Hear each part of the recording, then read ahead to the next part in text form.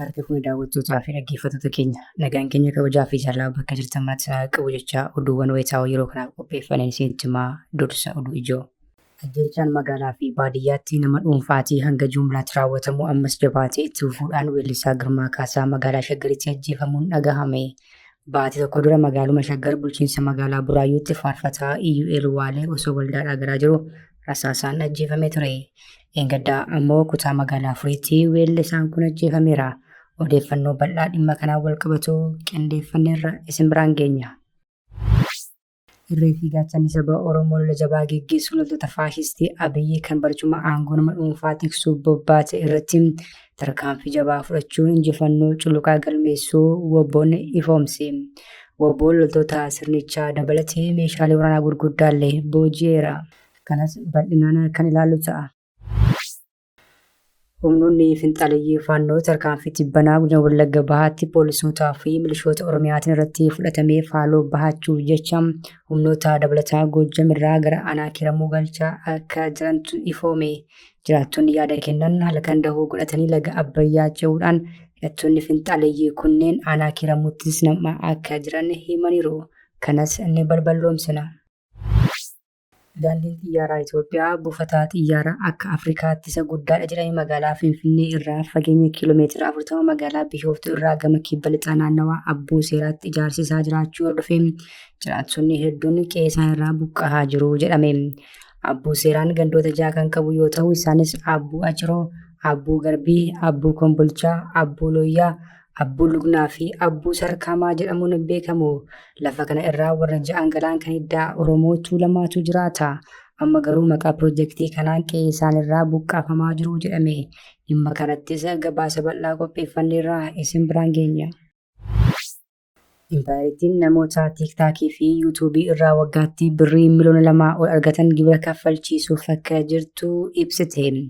Namoonni miidiyaa hawaasummaa kanneen akka tiiktookii fi yuutuubii irraa qabiyyee maxxansan irraa galii birrii miliyoona 2 ol argatan hojii isaanii akka daldalaatti fudhatamuun gibira akka itti kaffalan wixineen labsii qophaa'eera. Kanas ni dhageessu. Waraanni Sudaan haleellaa garee finciltootaa fi kanneen isaanii wajjin hidhata qaban daangaa impaayiritti irraa ka'uun naannawaa Biluu Naayil Sudaan keessatti magaalota akka Kurmuukii fi Geessisaa irratti haleellaa raawwachuuf karoorfate irraa of ittisuuf qophii cimaa taasisaa jiraachuu gaazexaan Sudaan Tiribuun jedhamu aangaa olaanaa mootummaa biyyattii wabeeffachuun gabaase. Abiyyi ajajaa garee RSF wajjin michoomuun kaampii waraanaa naannoo Beenishaangul Gumuz keessatti dhaabuufiin ammoo gabaafamaa tureera. Dhimmi kun impaayiritti muddama hamaa keessa jirtu irratti dhiibbaa guddaa dabalaa jedhamaa jira. Kanas bal'inaan isin biraan geenya. Miseensonni mana maree nageenyaa dhaabbataa biyyoota gamtoomanii 15 kaleessaa wixata galgala magaalaa Niiwuorkiitti wal gahuun dhimma Israa'el tibbana Somaalilaandiif beekamtii kennuu irratti mari'ataniiru. Marii kanarratti miseensonni hedduun tokkummaa fi walabummaa Somaaliyaaf deeggarsa qaban ibsaniiru. Ameerikaa irraa kana fi hundi isaanii tarkaanfii Israa'el fudhattee mormaniiru. Kanas isin biraan geenya. Suuraa YouTube chaanalii kanaa subscribe, like, share taasisaa jechaan gara oduu bal'inaan qopheeffannetti isin dabarsa. Ajjeechaan magaalaa fi baadiyyaatti nama dhuunfaatii hanga jumlaatti raawwatamu ammas jabaatee itti fufuudhaan weellisaa Girmaa Kaasaa magaalaa Shaggaritti ajjeefamuun himame. Baatii tokko dura magaaluma Shaggar bulchiinsa magaalaa Buraayyuutti faarfataa EUL Waalee osoo waldaadhaa galaa jiru rasaasaan ajjeefamee ture.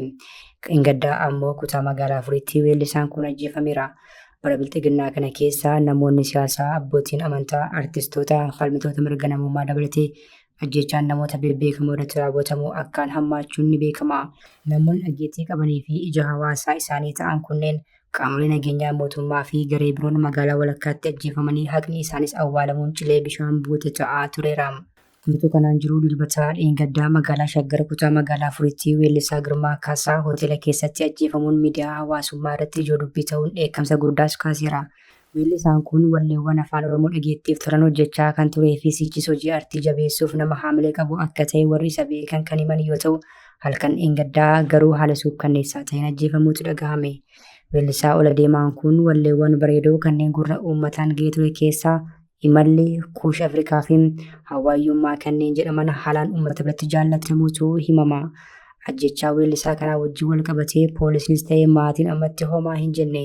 Bifuma wal fakkaatuun baatii tokko dura magaalaa Shaggar bulchiinsa magaalaa Buraayyuutti faarfataa UL Waalee osoo waldaan agaraa jiru rasaasaan ajjeefamuun ni yaadatama. Irree fi gaachanni saba Oromoo WBO'n lola jabaa gaggeessuun loltoota faashistii Abiyyi kan barcuma aangoo nama dhuunfaa tiksuuf bobbaate irratti tarkaanfii cimaa fudhachuu ifoomse. WBO'n loltoota sirnichaa dabalatee meeshaalee waraanaa gurguddaallee booji'eera. Irree fi gaachanni saba Oromoo waraanni bilisummaa Oromoo diina impaayera bootattuu tiksuuf bobbaate hawaasa nagaa irratti haleeluun injifannoo culuqaa galmeessuu ifoomseera.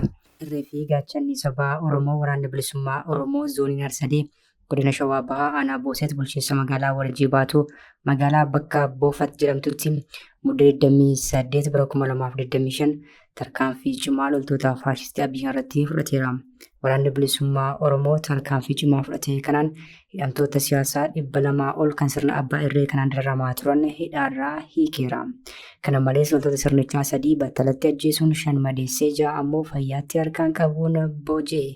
Akkasumas qawwee akaamaa 30 fi qobiiwwan waraanaa hedduu irraa hiikateera. Humnoonni finxaaleeyyii faannoo tarkaanfii Jibbanaa godina Wallagga Bahaatti poolisootaa fi milishoota Oromiyaa irratti fudhatamee faaloo bahuuf humna dabalataa Goojjamirraa gara aanaa Kiramuutti galchaa akka jiran ifoome. Jiraattonni yaada kennan halkan dahoo godhatanii laga Abbayyaa ce'anii aanaa Kiramuutti namaa akka jiran himu. Humnoonni kun aanaa Kiramuu ganda Baagin jedhamu qubatanii haleellaaf of qopheessaa akka jiran jiraattonni dubbataniiru. Bulchiinsi aanaa Kiramuu immoo aantummaa faannoof qabaa jechuun jiraattonni komii isaanii dhiyeessan. Aanaa Kiramuutti miseensonni maatii hooggantoota aanichaa hedduu hooggansa faannoo ta'anii uummata buqqaasaa akka jiran jiraattonni ragaa waliin ibsu. Caasaan aanaa fi faannoon bosona jiru walumaa keessa jiru jiraattonni yaada kennan. Hidhattoonni finxaaleeyyii faannoo laga Abbayyaa ce'anii yeroo haaloo bahinsaaf ganda Bagiin iddoo addaa Ofichee jedhamutti walitti qabaman caasaan aanaa utuma beekuu callisee akka ta'aa jiru jiraattonni himaniiru. Humna laga Abbayyaa ce'ee dhufe irratti tarkaanfiin saffisaan yoo hin fudhatamne miidhaa guddaa uummata nagaa irraan gahuuf akka jiranis himan. Kana malees caasaa hooggansa aanaa Kiramuu irrattis tarkaanfiin sirreeffamaa akka fudhatamu jiraattonni mootummaa naannoo Oromiyaa gaafataniiru. Eegumsi karaa humnoonni finxaaleeyyii faannoo ce'ee dhufe irratti taasifamu jabaachuu akka qabus dhaamaniiru. Daandiin xiyyaaraa Itoophiyaa buufata xiyyaaraa akka Afrikaatti isa guddaadha jedhamee magaalaa Finfinnee irraa fageenya kiiloomeetira 40 magaalaa Bishooftuu irraa gama kibba lixaa naannawaa Abboo Seeraatti ijaarsisuu jiraattota qeessan irraa buqqaasaa jiraachuutu himame. Abboo Seeraan gandoota 6 kan qabu yoo ta'u isaanis Abboo Aciroo, Abboo Garbii, Abboo Kombolchaa, Abboo Looyyaa, Abboo Lugnaa fi Abboo Sarkaamaa jedhamuun beekamu. Lafa kanarra warra 6 galaan kan iddaa Oromoo Tuulamaatu jiraata. Amma garuu maqaa piroojeektii kanaan qeessan irraa buqqaafamaa jiru jedhame. Piroojeektiin kun uummata kana guutuutti buqqisaa jira jedhamee koomina deddeebiin dhagahamaa jira. Hooggantoonni waldaa Odaana Beelad Addunyaa turtii addatti OMN waliin taasisaniin uummatichi balaa guddaa saaxilamuu dubbatan. Kana malees piroojeektoonni gurguddoon mootummaa federaalaatiin bulan naannawaa sanatti hojjetamaa jiran dhawaata keessa Oromiyaa bakka lamatti kutuu jechuunis sodaa isaanii ibsaniiru. Dhalataan naannawaa sanaa fi hooggansi waldaa Odaana Beelad Addunyaa Dr. Darajjii Hawaas wanti amma naannawaa Bishooftutti ta'aa jiru dhimma Abbuu dhimma Tuulamaa qofa miti dhimma Oromoo mara ilaallatu jedhan. Lafti mudhii Oromiyaa kiiloomeetira 75 caalee dheeratu kun qeessa deemtuu Tuulamaa ta'uu kan dubbatan Dr. Darajjeen ilmaan Tuulamaa Daaccee, Bachoo fi Jiillee jedhan. Dachiin ilmaa 3 qabaachuun isaanis Galaan, Obboo fi Sooddoo jedhu. Piroojeektoonni amma gidduu kanatti adeemsifamaa jiran ilmaan Daaccee kan duguugaa jiru ta'uu dubbataniiru. Maaliif jennaan jedhan Dr. Darajjeen buufata xiyyaaraa guddaa magaalaa mataa isaa qabutu hundeeffamuuf jira. Magaalaan Bishooftuus babal'ataa jirti. Gadaa Ispeeshaal Economic Zone kan jedhamus naannawaadhuma kanatti hundeeffamee jira jedhu. Piroojeektoonni biroo hedduunis naannawaa kanatti ijaaramaa jiru. Kun Oromoota naannawaa isaa lafa irraa duguuguu bira darbee Oromiyaas bakka lamatti kutuuf deema jechuun sodaa qaban dubbataniiru.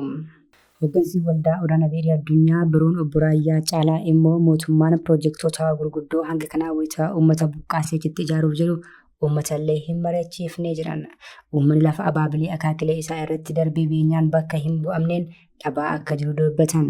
Piroojeektiin tokko gaafa yaadamu jalqaba uummata mariisuu akka feessu kan dubbatan obbo Raayyaan dhimmi uummata qe'ee irraa buqqaafamuu maallaqa itti kennanii qofa kaasuu kan hin raawwatamne ta'uu dubbatan. Eenyummaan uummatichaa akka hin bannetti uummatichis akka hin miidhamnetti piroojeektii sana keessaas qooda akka qabaatu taasisuufaatu barbaachisaa ture jedhan. Adeemsi amma duraan ture adeemsa kana kan hin hordofne ta'uu fi uummata eenyummaa isaa waliin kan wal dhabsiise ta'uu eeranii kanaaf warri Gullallee bakka itti guddatan fakkeenya ta'uu dubbatan. Buufata xiyyaaraa ijaaran waliin wal qabates Aabboo irraas carraa wal fakkaatan akka hin geenye sodaa qabaachuu himaniiru. Hooggansi waldaa olaanaa biyya addunyaa obbo Dajanee Tasammaa gama isaaniitiin adeemsi amma naannawaa mudhii Oromiyaatti mul'atu uummata guutuutti kan buqqisu ta'uu dubbatan. Uummanni qe'ee isaarraa buqqaa warri maallaqa qabu ammoo qabataa jira jedhu. Piroojektonni gurguddoon naannawaa sanatti adeemsifaman paakeejii uummata lafa irraa buqqaafamuu fayyaduu qabaachuu akka qaban obbo Dajaneen hubachiisaniiru. Misoomni adeemsifamu misooma qindaa'aa hawaasa naannichaa hammatu akka qabus himan. Itoophiyaan namoota tiiktaakii fi yuutuubii irratti waggaatti birrii miliyoona 2 ol argatan gibira kaffalchiisuuf akka ta'e ibsite.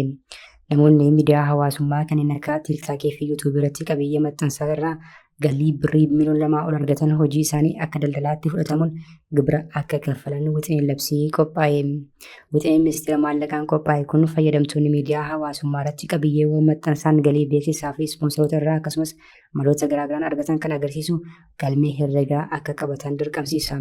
Galii qabiyyeewwan miidiyaa dijitaalaa irraa argamu kan dargaggoota Itoophiyaa hedduuf bu'uura jireenyaa ta'e irratti gibirri akka kaa'amuu fi haalli itti kaffalamu bal'inaan kan hin ibsamne yoo ta'u, wixineen seeraa gibira galii ministeera maallaqaan qophaa'e keessatti garuu eerameera. Namoonni qabiyyeewwan adda addaa miidiyaalee dijitaalaan dhiyeessuun beekaman kaffaltoota gibiraa galii keessatti kan dabalaman bara darbe akka lakkoofsa impaayiratiitti adoolessa bara 2017 ture. Wixineen seeraa haaraan kun qajeeltowwan labsichaatti eeraman bal'inaan kan qabatedha. Labsiin ji'oota 5 dura ga'e kun namni dhuunfaa yookiin dhaabbileen galii qabiyyee adda addaa miidiyaa hawaasummaa irratti maxxansan irraa argatan irratti gibira kaffaluu akka qaban akeeka. Namoonni tiiktaakii fi yuutuubii irratti qabiyyeewwan karaa viidiyoo darbaa irraa akkasumas feesbuukii fayyadamuun kanneen galii argatan kalaqtoota qabiyyee dijitaalaa jedhamuun kanneen labsamanidha. Namoonni boodkaastii hojjetanii fi tamsaasa kallattii qabiyyee dabarsuun maallaqa argatanis kanneen gibira kaffalan keessatti akka hammataman labsiin kun ibseera. Waraanni Sudaan haleellaa garee finciltootaa fi kanneen isaanii wajjin hidhata qaban daangaa Itoophiyaa irraa ka'uun naannoo Biluu Naayil Sudaan keessatti magaalota akka Kurmukii fi Geessaa irratti haleellaa raawwachuuf karoorfate irraa of ittisuuf qophii cimaa taasisaa jiraachuu gaazexaan Sudaan Tiriibuun aangaa olaanaa mootummaa Sudaan tokko wabeeffachuun gabaaseera. Yeroo qophiin nageenyaa cimee jiru kanatti dura ta'an mootummaa ce'umsaa Sudaanii fi ajajaan raayyaa ittisaa biyyaa Sudaan Abdul Fattah al-Burhaan biyyoonni ollaa wal dhabdee keessa Sudaan keessa akka hin seenne akeekkachiisa kennaniiru. Dabalaniis kaartuum daangaa ishee kabachiisuu fi mirga ofii irraa ittisuuf akka qabdu mirkaneessaniiru. Al-Burhaan dilbata dheengaddaa imbaasii Sudaan Ankaraatti argamutti miseensota hawaasaa Sudaan waliin marii jabaa taasisaniiru. Mootummoonni ollaa waraana deemaa jiru ilaalchisee ejjennoo isaan irra deebiin akka ilaalanis gaafataniiru. Miseensonni mana maree nageenyaa dhaabbata biyyoota gamtoomanii 15 kaleessaa wixata galgala magaalaa Niiwuorkiitti wal gahuun dhimma Israa'el tibbana Somaalilaandii beekamtii kennuu irratti mari'ataniiru. Marii kanarratti miseensonni hedduun tokkummaa fi walabummaa Somaaliyaaf deeggarsa qaban ibsaniiru. Ameerikaa irraa kan hafe hundi isaanii tarkaanfii Israa'el fudhattes mormaniiru. Miseensonni mana marichaa harki caalaan Israa'el Somaalilaandii beekamtii kennuu ishee Somaaliyaa qofaaf otoo hin taane Filisxeemota Gaazaa irratti illee dhiibbaa guddaa qabaachuu mala jechuun morman. Ameerikaan miseensota 15 kanaan walga'ii ariifachiisaa irratti hirmaatan keessaa biyya qofaa Somaalilaandiif beekamtiin sirnaa kennamuu hin mormedha. Dhaabbata biyyoota gamtoomaniitti itti aantuun ambaasaaddara Ameerikaa Taamii Biruus imaammanni Ameerikaan Somaalilaand irratti qabdu homtuu hin jijjiiramne jedhan. Kanaaf Yuunaayitid Isteet beekamtii Ameerikaan Somaalilaandiif kennamu ilaalchisee ibsa addaa hin qabdu imaammata Ameerikaa irrattis jijjiiramne hin jiru jedhan. Akkasumas Israa'el hariiroo dippiloomaasii uumuuf mirga akkuma biyyoota abbaa biyyummaa qabu kamiyyuu qabdi jechuun mana marichatti dubbataniiru. Kabajamtoota hordoftoota keenya oduu isaatii kanaaf qabannee dhiyaanne kana gaamaatti hordoftan ture oduu biraan hanga walitti deebinutti nagaatti.